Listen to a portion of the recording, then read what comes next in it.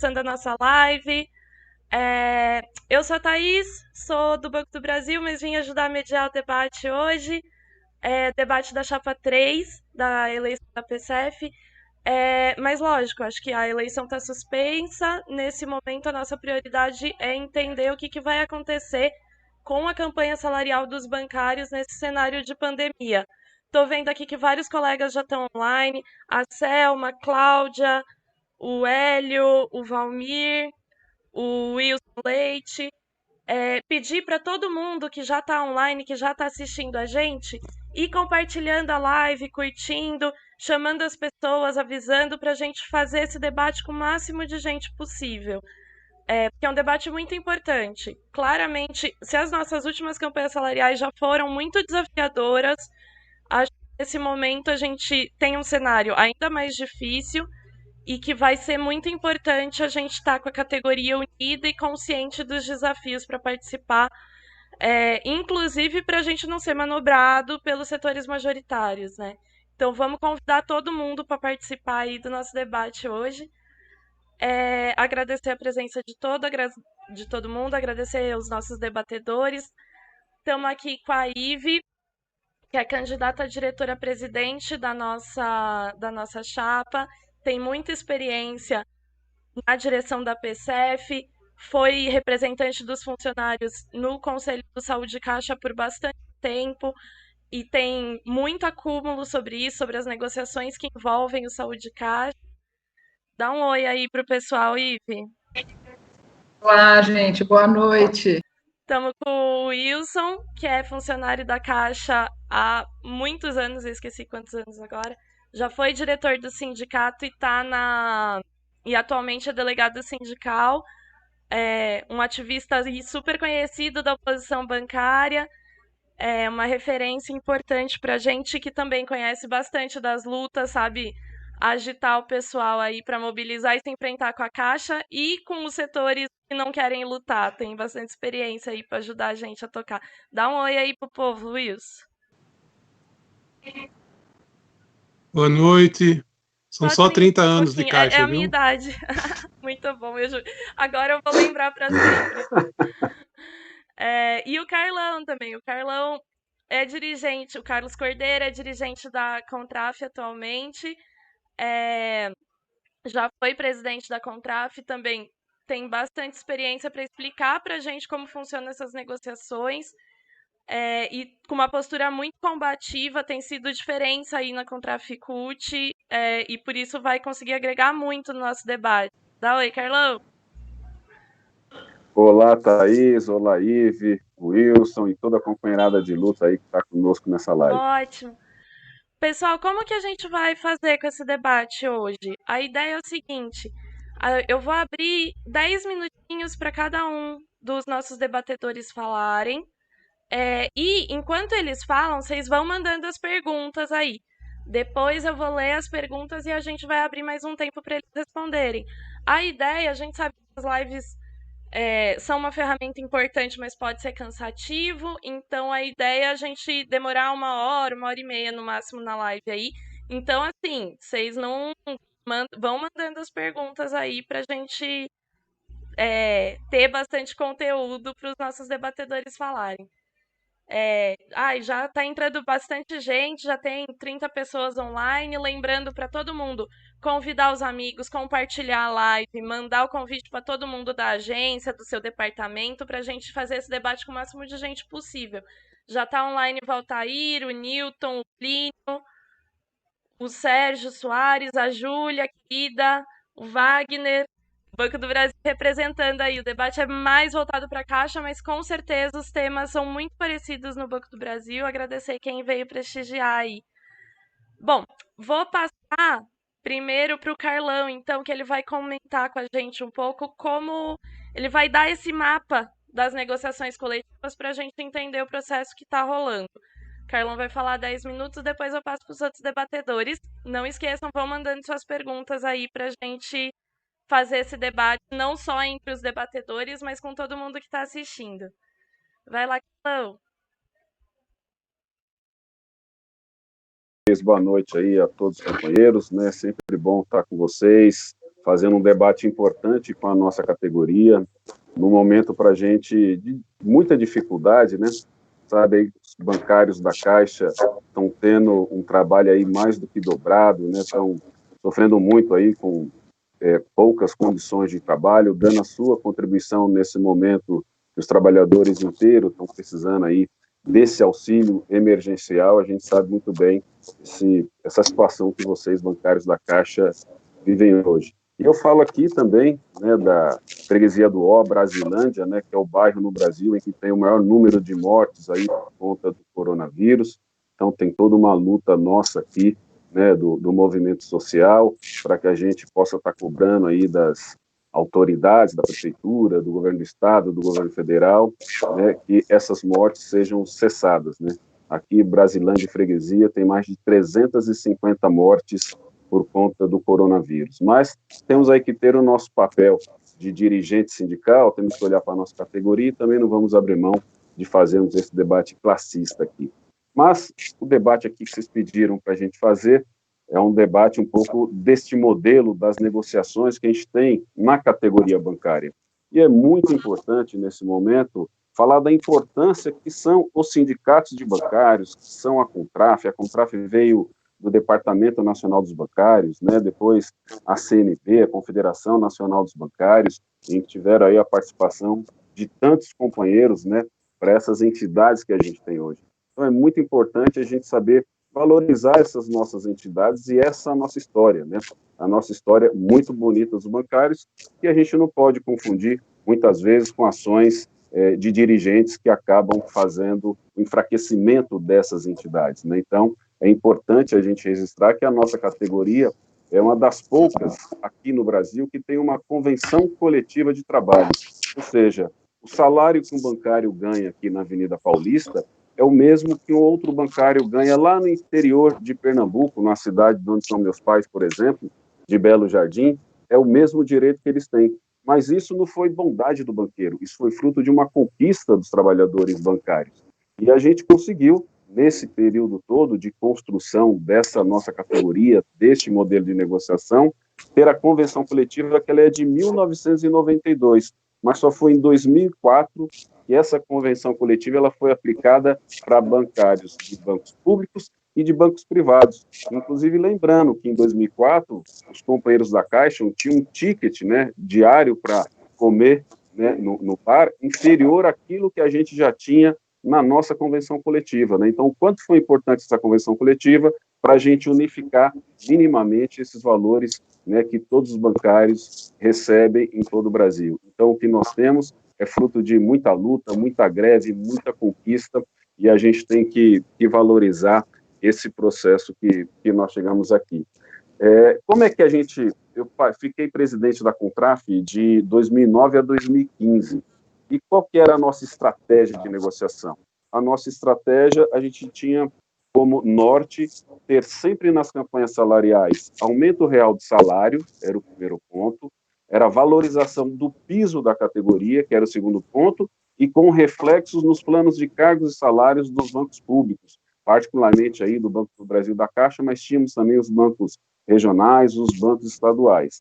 E nós tínhamos também a valorização da nossa PLR, nós tivemos aí a conquista importantíssima, que foi a PLR social da Caixa, e nós também sempre colocávamos como um quarto ponto agregar alguma conquista social a essa nossa pauta econômica. E foi assim que nós fizemos, né? Então, se vocês pegarem de 2004 a 2014, de 2006 a 2014, todos esses anos, nós tivemos esse tipo de conquista. Tivemos aumento real, tivemos valorização do piso, tivemos valorização da PLR e tivemos uma conquista social. Em todos esses anos com greve.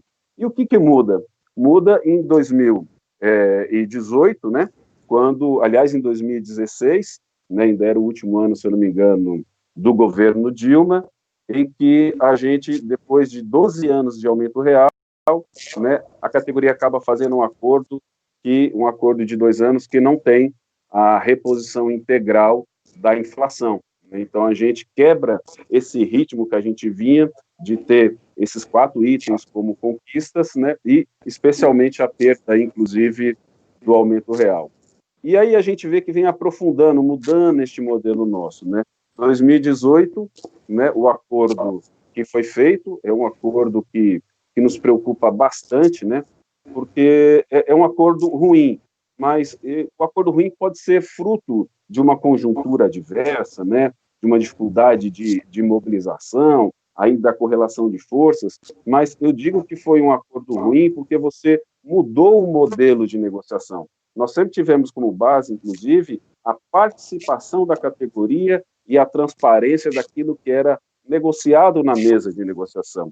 Então, os bancários que estão ouvindo a gente e que participaram das assembleias de 2018, pode perceber que foram, no máximo, 2 assembleias. Uma assembleia para poder aprovar a minuta e uma assembleia para poder fechar o acordo coletivo nosso. E é muito diferente daquele momento que a gente tinha várias assembleias, qualquer mudança na mesa de negociação de proposta, a gente chamava assembleias em todo o país, isso era discutido, a gente ouvia os sindicatos, ouvia os dirigentes, ouvíamos os bancários, e a gente ia com isso construindo a nossa campanha.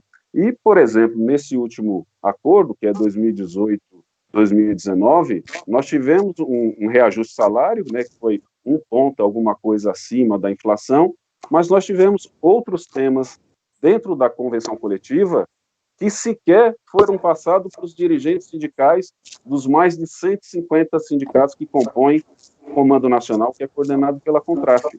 Né? Temas como financiamento sindical, não passou nem pelos dirigentes, nem pelos bancários. Temas como número de dirigente sindical por base sindical, foi tratado com a FENATAN e também não foi dialogado isso com os bancários, e muito menos, nem com os dirigentes, e muito menos com os bancários, né? E especialmente o acordo de 7ª e 8ª hora, que aí está pautado agora, de repente, na portaria, né, 936 do governo Bolsonaro. Né? Esse tema da convenção coletiva acabou entrando nessa portaria que está aí colocada, né? E me estranha muito isso. A nossa categoria, ela sempre teve a transparência e a participação do bancário como base do processo. Então, a gente pergunta para os bancários que foram nas assembleias, quem é que soube da proposta de 7ª e 8ª hora? Quem é que soube da proposta de tamanho de número de dirigentes sindicais? Quem é que soube da proposta de financiamento sindical? Né? E eu concordo com a proposta, né, que é a Assembleia que tem que definir sobre a contribuição sindical, né? Mas essas questões não foram apresentadas para os bancários. Então, hoje, a gente fica muito preocupado, no momento que a gente pede que tenhamos democracia para o Brasil inteiro, a gente precisa exercitar a democracia dentro dos nossos espaços sindicais, e isso não está ocorrendo.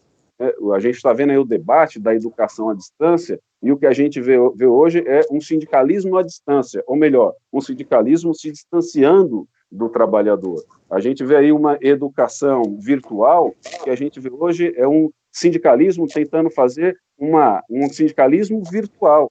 Né? Hoje, muitos bancários têm que cadastrar o seu WhatsApp para receber a informação do sindicato. Ora, eu quero dialogar com um companheiro bancário de outra agência, eu quero encontrar com ele numa assembleia, eu quero ouvir o que ele está sentindo das condições de trabalho, eu quero ouvir dele propostas para a gente melhorar a luta. Agora, como é que pode ser hoje uma comunicação que ela é de mão única, né? Ela é só do sindicato direto individualmente com o trabalhador, onde não tem esses espaços de diálogos coletivos, né? Então, nos preocupa muito esse modelo que está sendo implementado hoje, inclusive agora com as assembleias virtuais, né? Que são extremamente perigosas, né? Porque como é que a gente vai poder valorizar o contraditório em umas assembleias? O companheiro Wilson, vejo o Wilson, eu lembro do companheiro Didi, quantas e quantas assembleias nós fizemos na quadra dos sindicatos bancários de São Paulo, na Tabatinguera, em que todo mundo parava para ouvir, né, as propostas que o Didi fazia, né, que os companheiros dos sindicatos bancários faziam, para a gente poder fazer um debate. E quantas vezes desse debate saíram encaminhamentos de luta. Então, hoje nos preocupa muito esse modelo e acho que nós não podemos aceitar. E mais ainda, não podemos aceitar essa perseguição que está sendo feita pela diretoria dos sindicatos bancários de São Paulo, não é pelo sindicato, e, aliás, é por alguns dirigentes da diretoria do sindicato, em que, quando você se posiciona contra a proposta que a diretoria coloca, você é perseguido. Daí, por exemplo, a IVE, que votou sabiamente contra aquela proposta sobre saúde Caixa, dos trabalhadores da Caixa, e depois foi perseguida, teve a sua liberação retirada, foi retirada da FETEC. Então, esse tipo de sindicalismo não é um sindicalismo que condiz com a história dos bancários do Brasil. Não é um tipo de sindicalismo que fortalece a luta dos bancários por melhores condições de vida. Então, companheira Ive, você que está aí liderando essa campanha na PCF pela Chapa 3, quero te dizer do meu apreço pela sua luta pela saúde dos bancários da Caixa, pelo seu comprometimento com essa categoria, e fico muito feliz de estar hoje aqui do seu lado em mais essa luta da nossa categoria. Então, quero inclusive dizer aqui para todos os companheiros, vamos continuar juntos, fortalecendo o nosso sindicato, vamos continuar juntos, trabalhando por novas conquistas para a nossa categoria, e vamos continuar juntos, fortalecendo a nossa classe trabalhadora. Era isso.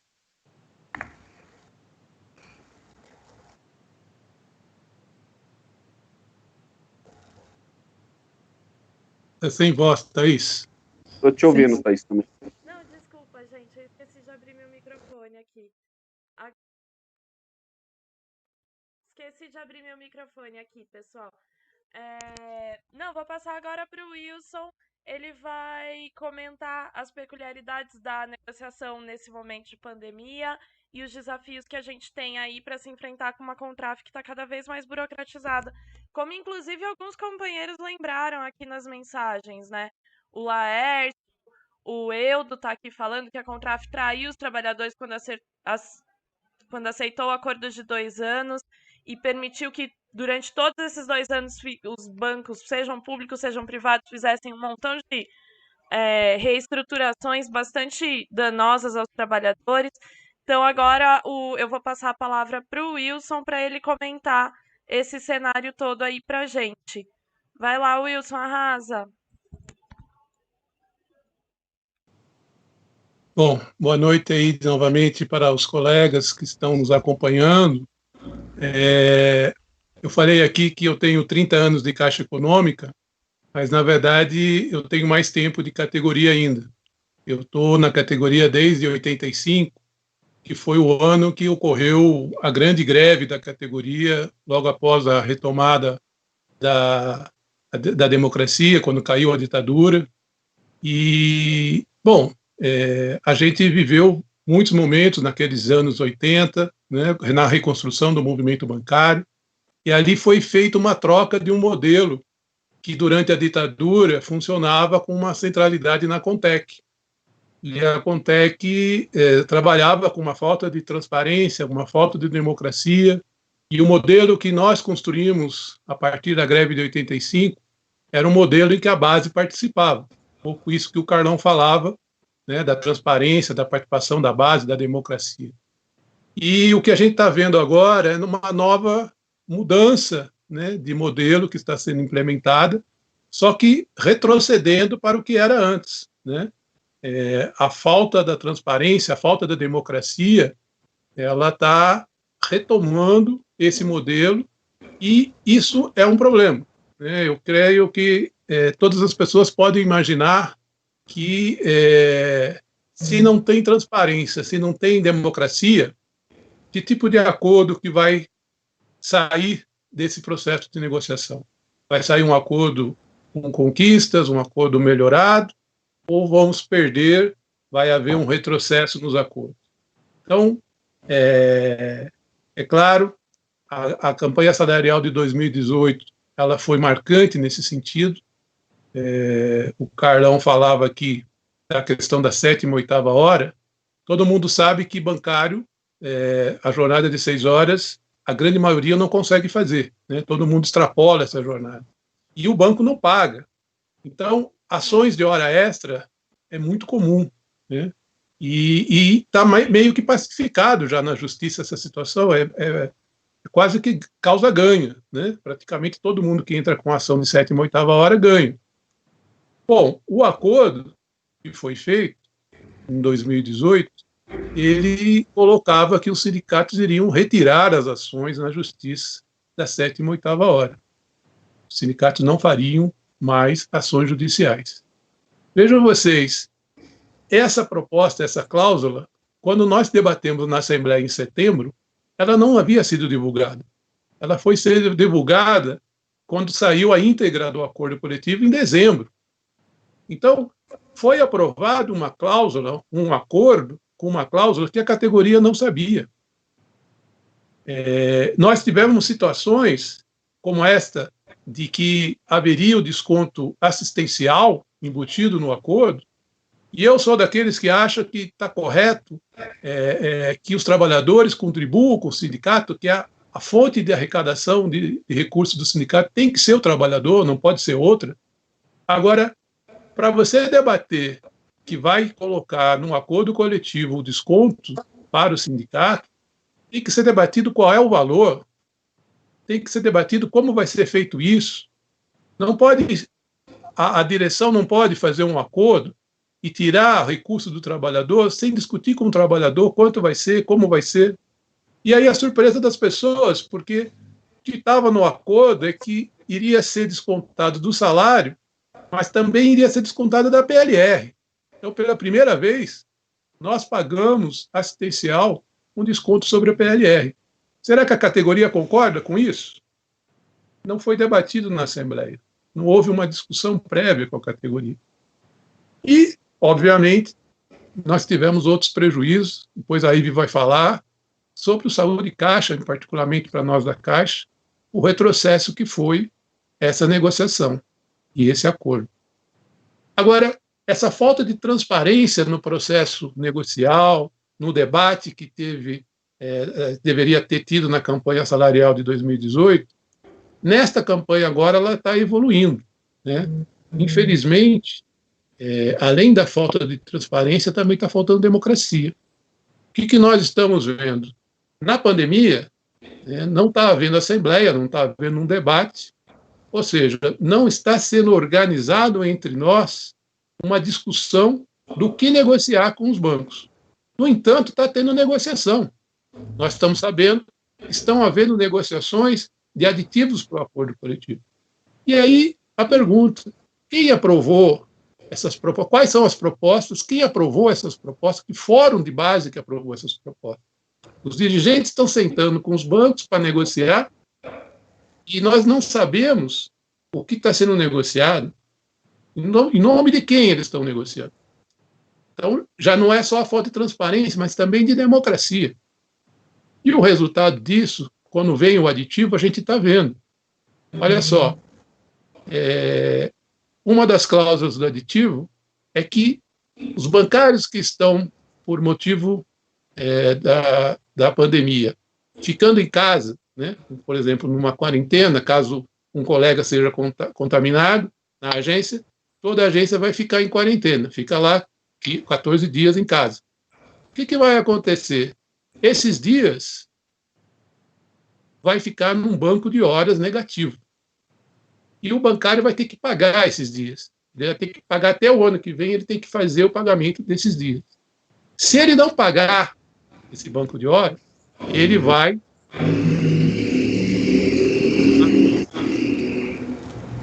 Se ele for demitido, nas indenizações dele, vai ser descontado. Então, eu pergunto, será que a categoria concorda com isso? Veja, eu poderia negociar isso, mas se houvesse a garantia, a estabilidade no emprego. Porque aí eu diria, bom, vai ter estabilidade no emprego. Então, pelo menos, mas não tem estabilidade no emprego. Não tem nada garantido. Então, nós estamos perdendo, não estamos ganhando nada com esses aditivos. E aí, as assembleias virtuais, que eventualmente iriam aprovar ou vão aprovar esses aditivos, quantos trabalhadores estão participando? Quem está sabendo que está tendo essas discussões? Né? Então, falta transparência, falta democracia. E, infelizmente, nós estamos vivendo um período de um governo que tem atacado muito a classe trabalhadora com decretos, com portarias, com medidas provisórias, e agora nós estamos tendo uma medida provisória no Congresso, que é a 936, que ataca vários direitos dos trabalhadores, mas, em particular, para os bancários, ela faz um estrago muito grande no que diz respeito à nossa jornada de 6 horas. Um dos artigos dessa medida diz que, para os bancários que têm uma função cuja gratificação é em torno de 40% ou mais do salário base, já está subentendido que ele está contemplado na 7ª e 8ª hora.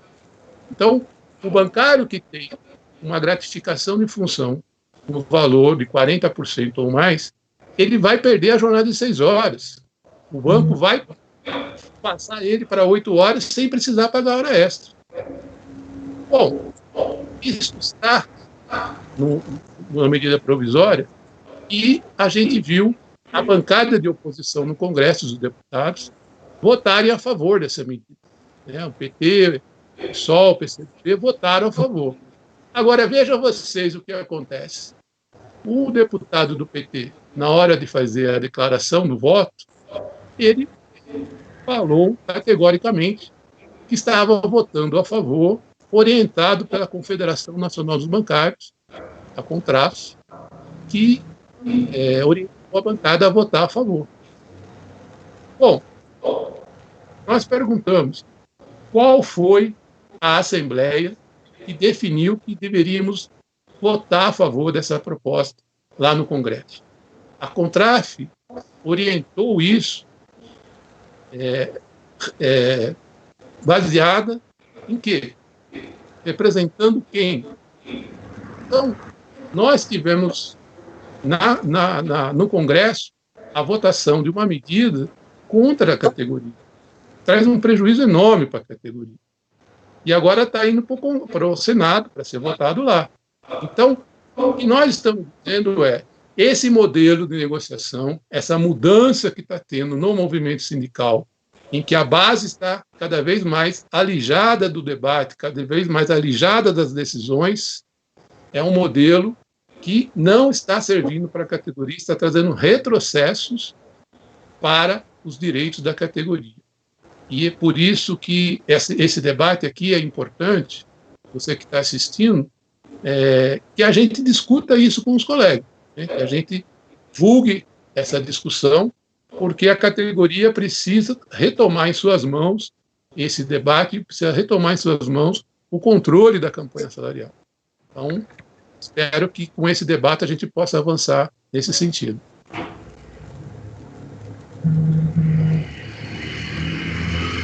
Valeu, Wilson. Muito boas. Meu microfone estava ligado na live. Meu microfone estava ligado na live, só estava fechado para vocês. Mas agradecer a sua fala, Wilson. Tá chegando bastante gente aqui. Mandar um abraço pro Caminha, que tá lá da Paraíba, aposentou, foi pra praia, mas ainda tá aqui na live com a gente. Mandar um abraço pro Ricardo Bernardes Oliveira, pro Chuchu, pro Laércio, pra Rita Bendi, o Roberto Ferreira Valério Júnior, o Fernando Neiva, a Maria Celeste Piva, o Leonardo de Souza, a Cláudia está cobrando aqui que a gente tenha mais transparência e democracia nos debates e que os bancários não sejam responsabilizados pela pandemia. O Carlos Alberto Longo também mandou um abraço. O Giba mandou lá no Instagram um abraço. E isso é importante para lembrar, pessoal. Além de Facebook, a nossa chapa tem um Instagram. Todo mundo que tiver conta no Instagram, entra lá, curte a chapa. Agora é para todos. Pra gente se manter com o máximo de comunicação possível aí. Quem ainda não curtiu a página da chapa para receber as notificações, também é importante curtir. E, gente, agora eu vou passar para a Ive, para ela fazer as considerações dela sobre como ela está vendo essas negociações coletivas, em especial comentar como esse modelo de negociações antidemocráticas que o Wilson e o Carlão explicaram aqui, como esse modelo prejudicou bastante os últimos acordos coletivos da Caixa. Então eu vou passar a palavra para a Ive, e enquanto ela fala, gente, é importante vocês irem mandando... Já chegou algumas perguntas, que eu já anotei aqui, mas vão mandando as perguntas de vocês no chat, porque em seguida eu vou passar a palavra para os nossos debatedores comentarem, e a gente quer que todo mundo participe desse debate. O debate não tem que ser só entre nós 4 que estamos aqui, a gente precisa que os bancários perguntem o que eles não estão entendendo, o que eles estão achando, então... Comenta sem dó, aí a gente dá um jeito de responder tudo, tá certo? Vai lá, Ive, comenta.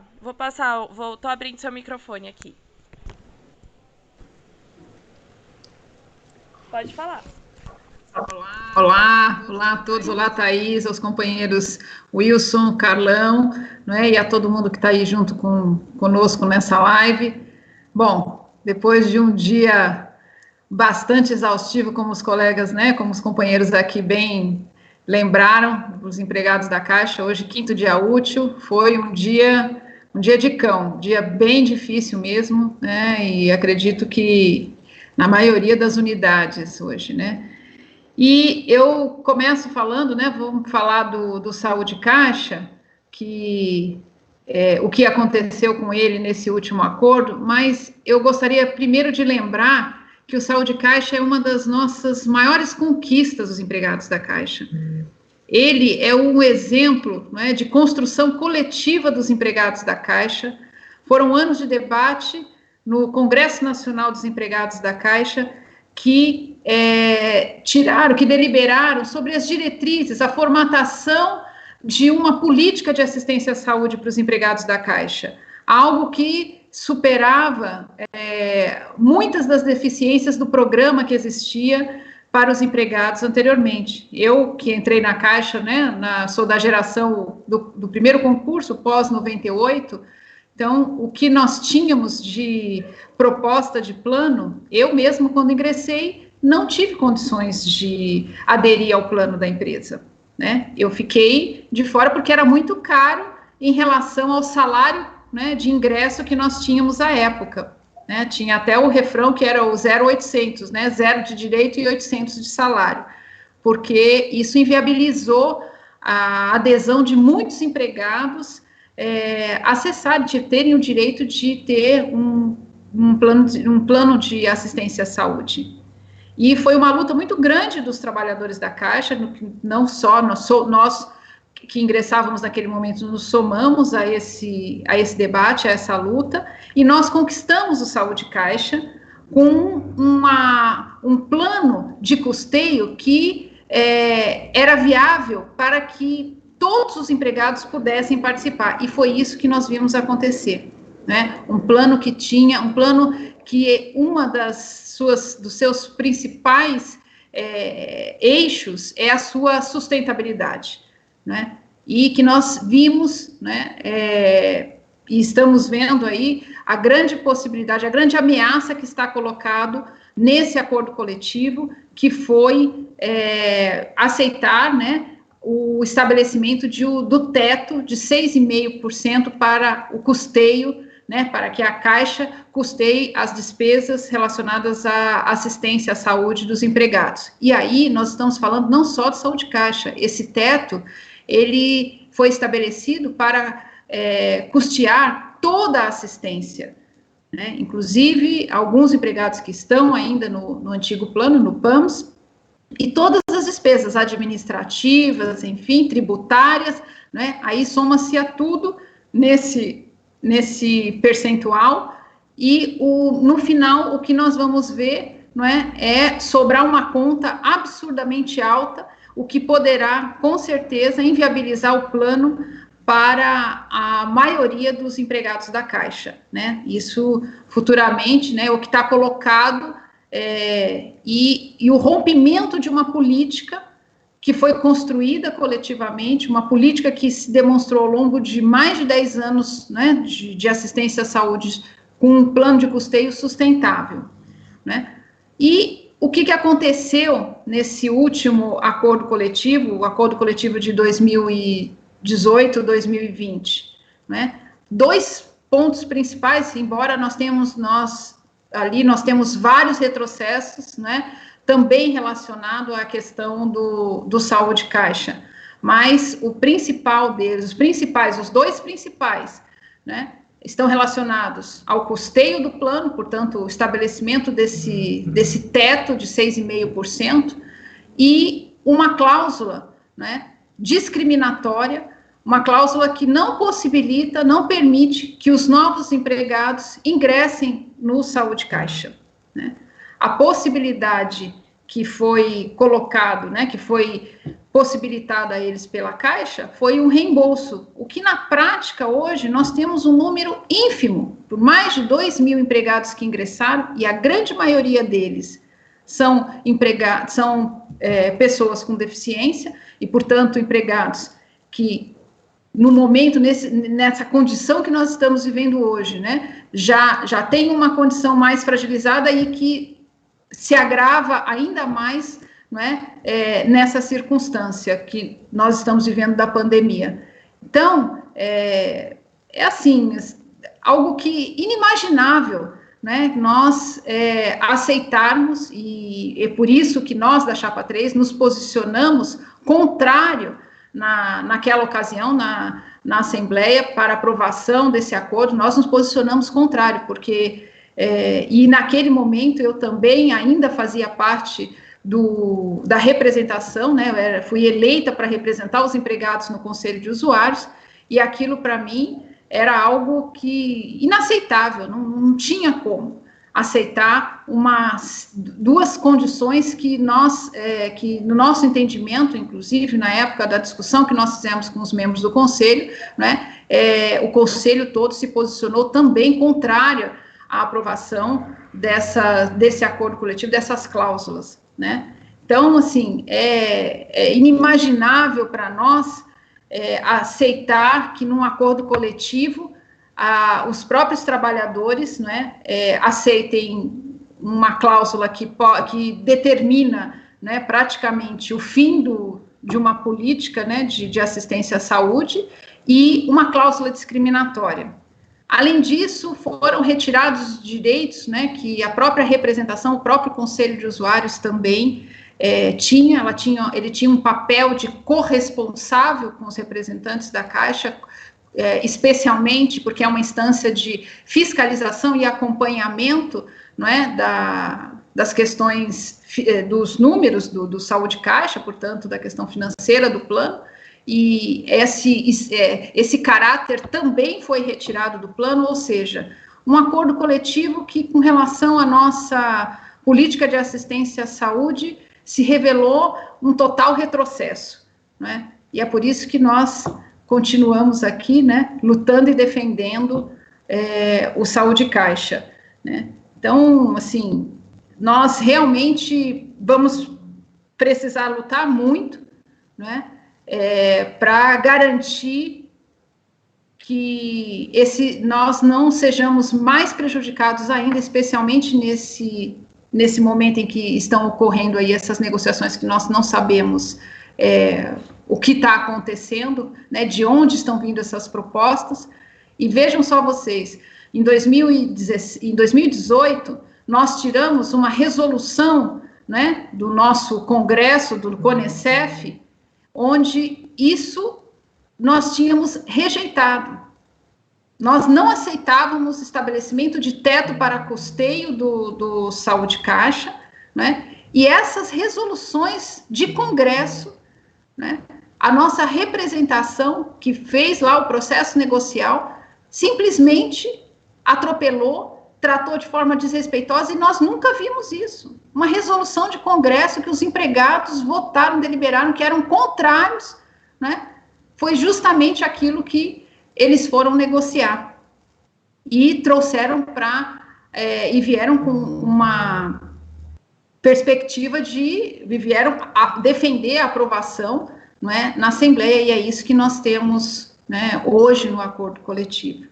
Bom, sem contar que essa política, desde a sua implantação, ela foi exitosa, porque o Saúde Caixa sempre foi um plano, né, superavitário. Ele veio apresentando déficit, mas justamente em decorrência, né, da própria atuação da Caixa, que não veio fazendo os reajustes que eram necessários. Nós estamos até hoje, inclusive, sem conhecer os números do Saúde Caixa, né? Então, assim, dizer apenas que ele está deficitário, mas nós estamos sem total transparência por parte da Caixa. E qual é a postura, né, que os nossos negociadores estão tendo para cobrar essa transparência por parte da empresa, né? Então, assim, aceitar que venha um reajuste, mas com base em quê? Se os próprios números da Caixa não são transparentes, né, não nos trazem confiança para que nós possamos aceitar que realmente o plano precisa do reajuste da forma como a Caixa possa vir implementar, né? Então, assim, eu tenho clareza que a assistência à saúde, né, o nosso plano é um dos nossos direitos mais importantes, especialmente porque num momento como esse, né, eu que lidei durante, praticamente desde quando eu comecei a me dedicar ao trabalho de dirigente, eu iniciei nessa área da saúde. É claro, assim, eu tenho um apreço, um carinho muito grande, gosto demais desse tema, né? Não só a saúde, no caso do plano de assistência, mas a saúde do trabalhador e as condições que nós estamos vivendo, trabalhando hoje dentro da Caixa, o índice de adoecimento, né, crescente. Então, o nosso plano de assistência à saúde, ele se torna mais do que necessário nesse momento, né, para todos nós. E imaginem a fragilidade em que se encontram os nossos colegas contratados, novos contratados, que não têm esse direito. Nós nunca no movimento dos trabalhadores da Caixa aceitamos, né? Nós ficamos sem acordo coletivo. Os colegas mais, né, de gerações anteriores na Caixa, a gente tem algumas gerações, os colegas das gerações anteriores sabem que eles ficaram sem acordo coletivo para não permitir, né, que houvesse retirada de direitos. E justamente um direito tão importante quanto esse, nós estamos vendo aí parcela dos nossos, né, um contingente considerável de empregados que ingressaram na Caixa sem o plano de saúde. E a dificuldade que estão encontrando, porque mesmo nas discussões lá do Conselho, assim, era ínfimo, praticamente um número baixíssimo de empregados novos que acessaram, que conseguiram fazer um plano e poder pagar, né, com muita dificuldade, a parcela do reembolso que a Caixa fornece, que foi o que foi negociado no acordo coletivo. Quer dizer, está no acordo coletivo essa cláusula discriminatória que não permite que os novos ingressem no Saúde Caixa, numa política, não é, que foi construída em conjunto pelos empregados da Caixa com a representação da Caixa. Então, assim, é um retrocesso muito grande e nós, assim, estamos bastante ameaçados e eu diria que, especialmente na questão do custeio, né, porque este teto, ele, no curtíssimo espaço de tempo, ele irá inviabilizar o acesso, sim, a um programa de uma política de assistência à saúde para os empregados da Caixa. E eu acho que é isso, Thaís, nesse momento, para a gente poder fomentar aí o debate com os colegas, né, e especialmente nesse momento de quem já passou e quem já precisou do Saúde Caixa sabe, eu digo que ele é uma política porque ele não é só... nós temos inúmeras situações de empregados, colegas nossos de outras regiões do país que são tratados em centros, como especialmente aqui em São Paulo, Brasília, Rio de Janeiro, não é? Que isso o plano de saúde não faz. Mas, no caso da política de assistência à saúde dos empregados da Caixa, eles vêm para cá, são tratados, existe uma série de atendimentos que são feitos para garantir, né, que essa pessoa seja tratada e possa retornar o seu local, né, para a sua cidade de origem, tratado com saúde, curado, enfim, voltar à vida normal. Então, assim, quem já passou por isso, eu acompanhei vários casos assim, a gente percebe que todo o processo de construção do Saúde Caixa, né, é algo extremamente valioso para os empregados da Caixa, né, primeiro porque ele é universal, ele não tem diferenciação, né, de plano, ele é um plano único para todos os empregados, né, e um dos princípios é a questão do princípio do mutualismo e da solidariedade, que é por isso, e são esses os principais eixos que sustentam, né, que garantem um plano sustentável para todos nós. Não, é muito séria a situação mesmo. Inclusive aqui nos comentários, diversos colegas estão citando o como esse teto vai inviabilizar o teto dos gastos, né, em 6,5 da conta, vai tornar muito difícil a sustentabilidade do Saúde Caixa no próximo período, né? Vai fazer aumentar a conta dos trabalhadores num nível que vai ser difícil de que os trabalhadores possam arcar, inclusive, né, se somando isso com essa tendência que está tendo de reajustes medíocres, de não ter plano de cargos e salários, a situação para os funcionários vai ficando cada vez mais inviável, né? Além de muitos comentários sobre o Saúde Caixa, também teve muitos parabéns para vocês três, viu? Todo mundo está gostando bastante do debate. A Júlia colocou aqui uma denúncia bastante importante, que ela falou que não sabe se isso é padrão na maioria das agências, mas que uma colega dela da Ativa informou contou para ela, né, que teve suspeita de Covid, ficou afastada por 5 dias e já voltou a trabalhar, e que nem afastaram os demais casos na agência, nem testaram a equipe dela, os colegas que trabalhavam com ela. Isso é uma situação muito séria que a Júlia está denunciando aqui, que eu acho importante a gente comentar. Além disso, o Roberto Ferreira Valério Júnior, não sei como que é o apelido dele, né? Porque normalmente os bancários têm apelido, principalmente quando tem um nome grande assim, mas... bom, o Roberto pediu para a gente comentar sobre essas eleições do sindicato que estão acontecendo agora, às pressas, de forma pouco democrática, nebulosa, e daí ele está pedindo para a gente comentar, para falar o que vocês acham sobre isso. O Ricardo Bernardes está perguntando sobre a volta ao trabalho no dia 15/6. Ele está dizendo que a Vilop está pressionando os gestores para preparar a volta ao trabalho para essa data. Então é importante a gente comentar e falar aí o que a gente sabe sobre isso, o que a gente opina, como que a gente pode... o que a gente pode fazer nesse quesito. O Marcos Vinícius está perguntando pra gente assim, ó, se a Chapa 3 vencer as eleições da PCF, o que mudará na relação da entidade com os bancários da Caixa? Qual a importância dessa vitória na luta contra a privatização da Caixa e na defesa da Saúde Caixa e da FUNCEF? Acho que é uma pergunta importante aí para os nossos debatedores comentarem. E tem uma última, Ive, que acho que o seu fã-clube mandou para você, que acho que você respondeu até um pouco na sua fala inicial, mas era interessante você reforçar um pouco de como vai ficar o Saúde Caixa para os funcionários que entrarem após 2018, para os funcionários que estão entrando agora. Acho que você já comentou um pouco, mas é importante reforçar porque é uma denúncia importante. Agradecer todo mundo. Eu vou passar já para os comentadores. Eu não vi mais nenhuma outra pergunta no chat, tá, pessoal? Se eu pulei a pergunta de alguém, vocês me avisam, eu tento complementar aqui agora.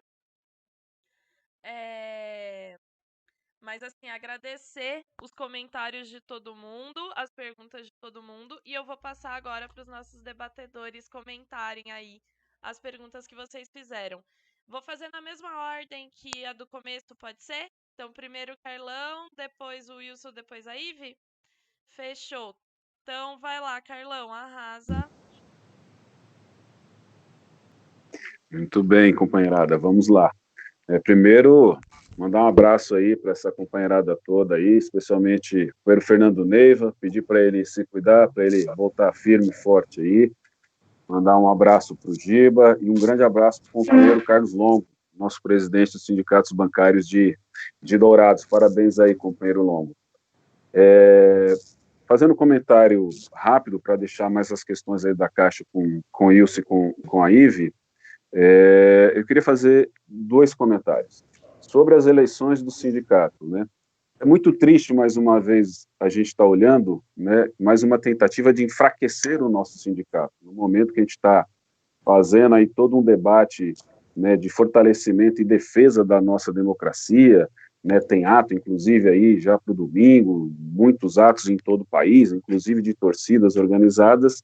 Infelizmente, a gente vê a diretoria do nosso sindicato, né, chamando uma eleição no meio de uma pandemia, onde não há possibilidade nenhuma para aqueles que pensam diferente montar a sua chapa, uma possibilidade.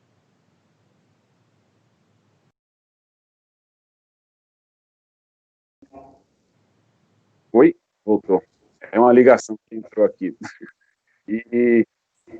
Então, a gente vê que outras entidades estão prorrogando as suas eleições, e a gente vê, né, que o maior sindicato de bancários da América Latina, no momento que a gente está fazendo um debate da democracia aí contra esse governo fascista, o sindicato vem e faz uma eleição no meio de uma pandemia dessa, né? Mas o nosso papel aqui é de denunciar, ir para cima e dizer que nós não aceitamos esse tipo de postura de enfraquecer o nosso sindicato. Uma outra questão que eu queria falar, em relação à minha primeira fala, a gente sempre, quando terminava a campanha salarial, o que a gente fazia? A gente comentava, né, aquilo que foi bom para a gente. Nossa, conseguimos tanto de aumento real, conseguimos colocar recurso do salário do bancário, né, todas as conquistas sociais, mas a gente nunca tinha visto o banqueiro fazer isso, né? Vocês já viram o banqueiro fazer isso?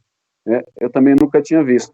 Mas nessa campanha de 2018, o Murilo Portugal dá uma entrevista no jornal Valor Econômico e ele fala 3 coisas sobre a campanha de 2018-2020.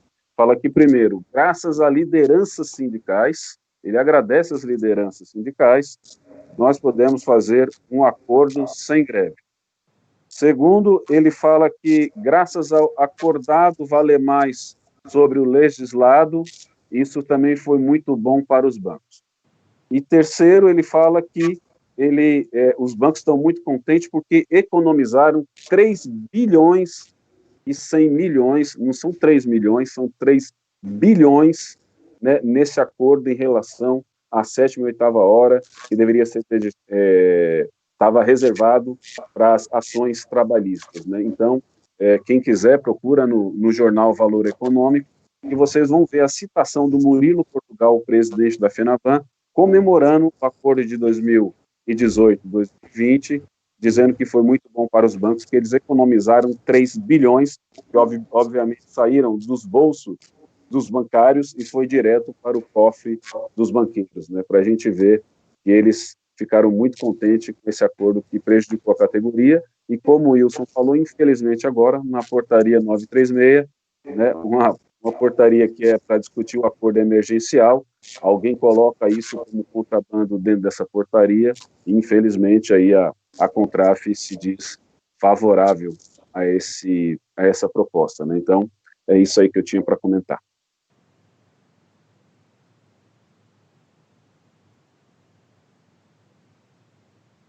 Agora sim. Muito obrigada, Carlão. Acho que você fez uma síntese muito direta, né? Foi uma fala mas que pegou no cerne do problema da burocratização, de como tem hoje uma direção sindical que não tem uma relação democrática com a categoria e que está abrindo mão cada vez mais do classismo, que é o mínimo. A ideia de ter um sindicato é isso, né? Unir todos os trabalhadores para fazer frente ao patrão. Se você tem ali um sindicato fazendo outra coisa que não unir os trabalhadores contra a patronal, ainda mais em banco, né? Que vamos combinar que não é uma empresa, coitadinhos, estão falindo, né? Estão precisando de ajuda. Então, eu acho que a sua fala foi muito precisa, assim, foi muito sintética para a gente entender esses problemas da falta de classismo e democracia do sindicato, como essas duas coisas são inseparáveis. Agora, eu vou passar a palavra para o Wilson, para ele responder aí as perguntas e acrescentar o que ele achar importante sobre essa campanha salarial, sobre os desafios aí para a gente não perder direitos durante essa pandemia. Vai lá, Wilson.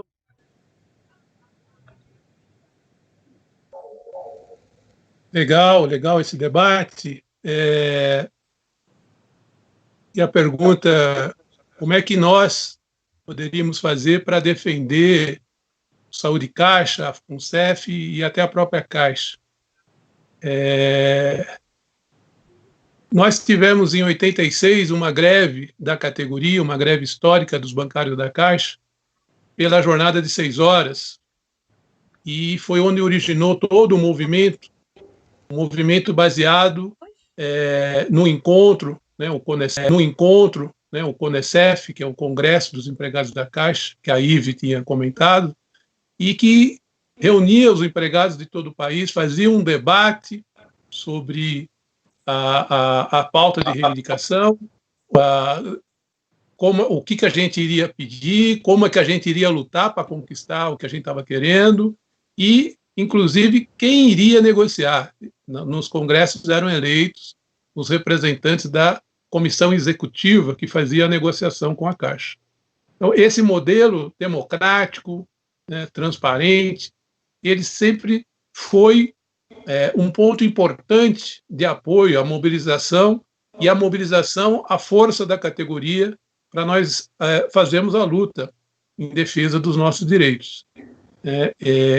Nos anos 90, houve demissões de companheiros que foram concursados e houve uma grande greve da categoria para defender o retorno desses companheiros demitidos, e foi uma luta importante e conseguimos garantir na luta o retorno dos colegas demitidos.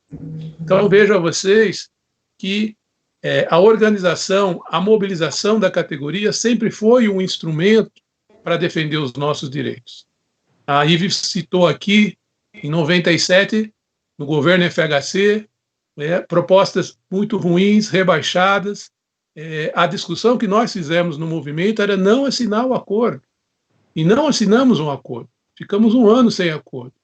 Porque era necessário rejeitar o rebaixamento de direitos. Então, a história do movimento da Caixa é uma história de luta, de organização de luta, e que era feita com transparência e democracia. Qual é o problema? No acordo de 2018, na campanha salarial de 2018, nós fizemos um debate, um congresso, que definiu os eixos para defender o Saúde Caixa. E nós discutimos que nós não iríamos aceitar o teto de 6,5%. E quando chega na campanha salarial, na hora de fazer a negociação, essa proposta é apresentada e, para nossa surpresa, a direção do movimento leva para as assembleias essa proposta dizendo que é preciso votar essa proposta porque é o melhor acordo para o momento. Então, essa proposta aqui não era para ser aceita, que foi uma decisão do Congresso que não se mexeria no Saúde Caixa. A gente deveria, inclusive, ir para a greve para defender o Saúde Caixa. Na hora que teve a negociação, ela foi deixada para trás. Então, esse tipo de situação é o que leva a um retrocesso. Né? Nós não temos tido um respeito aos fóruns de base, não temos tido transparência, não temos tido democracia, e isso vai enfraquecendo o movimento, né, e enfraquece o próprio sindicato. Então, os colegas podem perguntar o que fazer. Né? Bom, nós que estamos na chapa 3 aqui das eleições da APCF São Paulo, estamos nos organizando para disputar essa eleição. Porque o grupo político que hoje dirige a APCF é o mesmo que está na direção da Contraf, é o mesmo que está na direção dos sindicatos bancários de São Paulo, e, portanto, tem um alinhamento, né, nessa política que está sendo implementada aí. E nós estamos com uma chapa de oposição justamente para mudar, né, para tentar resgatar esses princípios do movimento, de transparência, de democracia, de respeito à decisão da base. Né? O CONECEF deliberar, a direção do movimento tem que aplicar aquilo que os bancários discutiram no Congresso, decidiram no Congresso. Então, a nossa disputa na APSF vem para tentar fazer com que a APSF seja um instrumento em defesa desses direitos, em defesa da democracia, da transparência, e que fortaleça o movimento bancário. E a categoria pode contribuir. Né? Vocês que estão assistindo aí, o que vocês podem fazer? Ora, na pandemia agora está difícil a gente fazer uma mobilização, fazer uma movimentação com a categoria. O isolamento é uma necessidade. Agora, a primeira coisa que a gente precisa é informar os colegas, é passar a informação do que está acontecendo. Tudo isso que nós estamos discutindo aqui, a categoria tem que saber, né, dessas negociações, desses retrocessos. A categoria tem que ser informada. Então, assim, eu pediria até para os colegas que estão assistindo que depois divulguem o link desse chat, porque vai ficar o vídeo aí no Facebook, para que outros colegas vejam, para que outros colegas tomem conhecimento do que nós estamos discutindo aqui e da importância de se envolver. A segunda coisa é que nós temos uma tarefa aqui. Nós temos que fazer uma exigência para os nossos sindicatos, para a Contraf-CUT, que a Contraf tire essa orientação aos parlamentares, porque agora no Congresso está sendo votado, no Senado, a medida 936, que a Contraf tire a orientação para que a bancada de oposição aprove essa medida. Né? Nós temos que exigir da Contraf que ela retire essa orientação, que ela diga que não é mais para votar a favor. E fazer um movimento, mandando mensagens para os senadores, dizendo para não votar, que a categoria não quer, não aceita essa proposta da redução de direito em relação à jornada de trabalho. Então, nesse momento, é o que a gente pode fazer, tá certo? Agora, tudo depende da categoria ter o conhecimento desse processo todo e, a partir daí, a gente chamar essa mobilização para esse momento é o que dá para fazer. Então, a gente espera que essa live tenha ajudado, né, nesse sentido, de construir essa resistência, de construir essa luta. E a gente, vamos ver se a gente se vê mais vezes em outras lives que nós vamos fazer. Obrigado a todos aí que nos acompanharam. Até uma outra hora. Pronto. Não, acho que é muito importante essas colocações que o Wilson fez. É realmente assustador e eu entendo que é muito grave a gente ver por gravações na Câmara essa história de que a Contraf orientou os parlamentares a votar contra a 7ª e 8ª hora. Porque no acordo coletivo já é muito ruim que isso tenha sido aprovado, mas a desculpa que eles estavam dando era essa, né? Não teve força para fazer um acordo melhor, tal. Mas orientar os parlamentares de esquerda a votar num negócio desse não tem cabimento. Acho que é muito importante agora essa pressão nos senadores para não deixar passar mais esse ataque.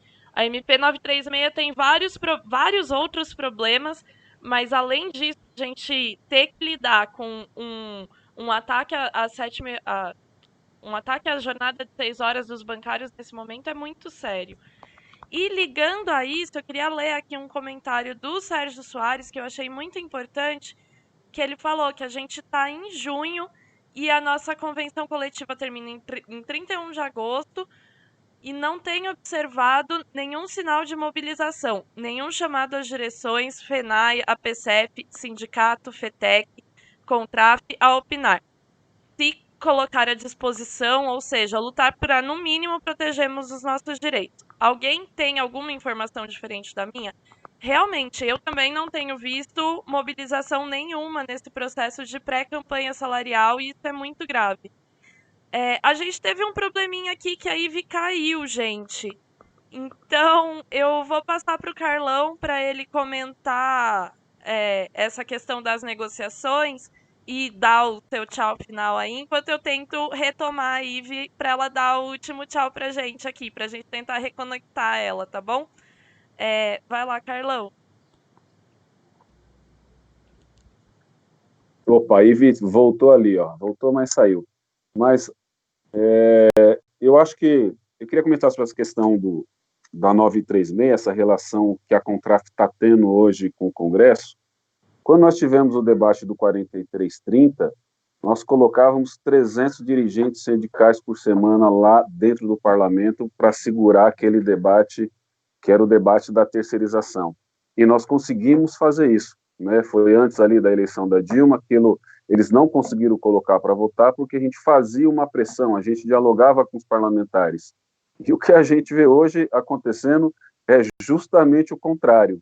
Além da desmobilização, né, de pressionar os parlamentares, a Contraf é quem está ligando para aprovar uma medida dessa, que é uma medida extremamente prejudicial para os trabalhadores e para a categoria bancária, né? Então, eu concordo muito com o que o Wilson tá dizendo, né, do grande papel que a gente tem agora de pressionar os parlamentares, né, de mandar o nosso recado para a direção da Contraf, né, enquanto dirigente, eu também farei isso, né, cobrar a minha própria direção, né, para que ela reveja essa sua posição, porque a gente sabe o quanto essa medida é prejudicial aos trabalhadores. Aproveitar que a Ive voltou, né, agradecer a todos vocês por estar nessa live, agradecer a todos os bancários que estão conosco aí, e dizer, Ive, que nós estamos juntos, viu? Também sou um dos que te admiro muito, por isso que estou junto com você em mais essa batalha.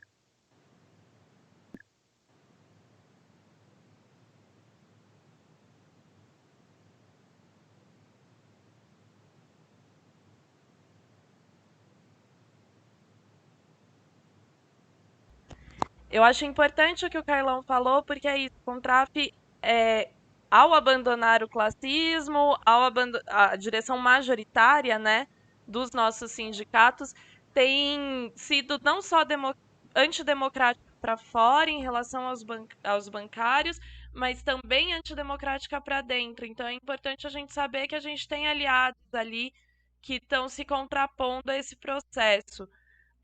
E vamos todo mundo brigar aí, mandar e-mail para os senadores, cobrar. Bom, agora que a Ive voltou aqui, que a gente resolveu nosso probleminha de conexão, vou passar a palavra para ela, pessoal, para ela dar os palpites finais dela aí nesse debate. Vai lá, Ive. Ive, seu microfone tá desligado, amor. Fala alguma coisa. Abriu. Abriu?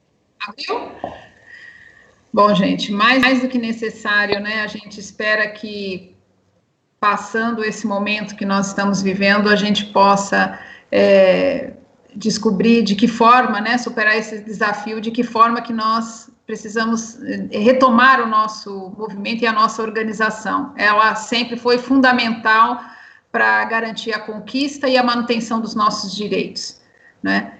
E com relação ao que foi apontado aqui, especialmente esse retorno, né? Bom, é uma irresponsabilidade a forma como a direção da Caixa, seguindo aí a diretriz do governo federal, querendo, né, e os outros governos, né, sem que a gente tenha realmente indicadores que permita fazer um regresso, quer dizer, a abertura e o retorno, né, dos empregados com segurança. Pelo contrário, né, isso é uma temeridade, é uma irresponsabilidade, e esperamos aí que as entidades, né, discutam isso o mais rápido possível, porque a data já está chegando, é na próxima semana, né, e de que forma que isso vai acontecer?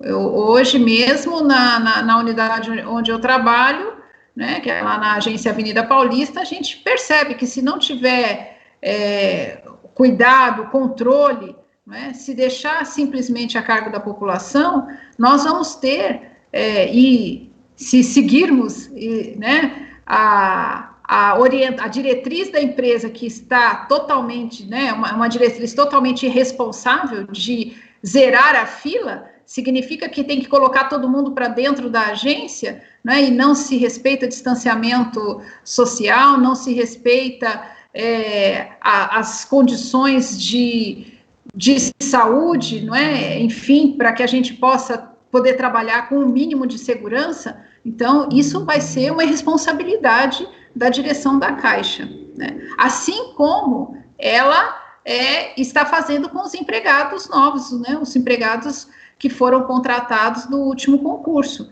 que estão sem ter acesso, né, na prática, a uma assistência à saúde, porque uma minoria, né, não que acessou um plano de saúde com a cláusula prevista no acordo coletivo que está lá, que é o reembolso, mas é uma parcela muito pequena, né? E a Caixa tem que assumir essa responsabilidade com esses empregados. Nós não podemos aceitar essa chantagem, inclusive que certamente está colocada aí nesse processo de negociação, que nós não sabemos, afinal de contas, o que é que está sendo negociado, né? Então, basicamente é isso, e fica aqui o nosso convite, realmente, para que quem está nos assistindo possa realmente compartilhar com os outros colegas, fazer essas informações chegarem, porque a nossa proposta para a gestão da PCF é a democratização da nossa entidade enquanto instrumento de luta e de organização dos empregados da Caixa. Nós queremos que a PCF seja, né, uma entidade onde os seus associados e os trabalhadores da Caixa possam participar, deliberar, né, sobre os destinos da organização de luta dos trabalhadores da Caixa. É por isso que nós estamos, né, na Chapa 3, agora para todos, né, para que todos venham participar e, junto conosco, né, lutar por uma APCF mais democrática e mais participativa por parte dos seus associados e dos trabalhadores da Caixa. E fica aí o nosso, né, o convite para que vocês retornem nossa próxima live aí, nossos próximos assuntos, que nós com certeza vamos continuar discutindo e debatendo com todos, e agradeço aí a todos a participação, né, de todos os colegas que passaram, que estão aqui conosco, aos debatedores Carlão, Thaís, Wilson, né, e vamos lá, que amanhã cedo estarei eu novamente lá no batente, né, no nosso atendimento do auxílio emergencial.